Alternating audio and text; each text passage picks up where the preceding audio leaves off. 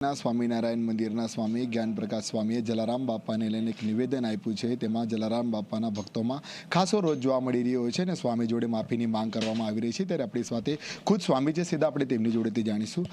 સ્વામી, આ રીતના શું નિવેદન તમારું સામે આવ્યું કે વિડીયો વાયરલ થયો કે ભક્તોને રોષ વ્યક્ત કરવો પડી રહ્યો છે તમારા વિરુદ્ધ?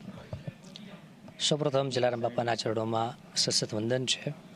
એક પ્રસંગ જે મેં બુકમાં વાંચેલો અને જ પ્રસંગ મેં આર્ટિકલ્સમાં પણ વાંચેલો, લોકસત્તા જનસત્તા નામનો કોઈ આર્ટિકલ હતો તેમાં વાંચવામાં આવેલો કે જેમાં જલારામ બાપા અને ગુણાતીતાનંદ સ્વામીનો એક મુલાકાત સહયોગ થયેલો છે અને પ્રસંગ મેં કથા અંતર્ગત વાત કરેલી, જેમાં જલારામ બાપાના મહિમા વિશે એક જ વાત હતી।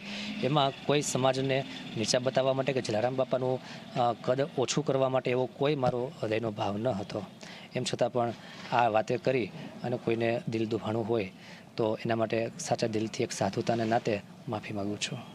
કયું સાહિત્ય હતું અને શું તમે એમાં વાંચન કર્યું હતું? હર્ષદભાઈ દવે કરીને કોઈ લેખક છે, એમની એક બુક મારે વાંચવામાં આવેલી। એ જ રીતના એક લોકસત્તા જનસત્તા નામનો એક જે લેખ હતો, સામાયિક હતું, એમાંથી આ પ્રસંગ વાંચેલો। લોકોમાં આક્રોશ જોવા મળી રહ્યો છે, તમે આ સાહિત્યનો અભ્યાસ કર્યો હશે અને વિડીયો વાયરલ થયો છે, શું કહેશો? જે લખાયેલું તે મારાથી બોલાયેલું છે, એમ છતાં પણ કોઈની ભાવનાને ઠેસ પહોંચી હોય તે બદલ જે લખાયેલું છે એ બદલ હું માફી માગી લઉં છું અને ભવિષ્યમાં ક્યારેય પણ આ કોઈ પ્રસંગો અમે ન લઈએ એની ખાસ બાંયધરી આપું છું। એક સ્વામી છે, લોકોનો તમારા પર વિશ્વાસ હોય છે, તમે વિડીયો વાયરલ કરો કે સભાઓ લો, તમારા નિવેદન મહત્વના આવતા હોય છે। કેટલું ગંભીર માનો કે તમે આ રીતના નિવેદન આપો?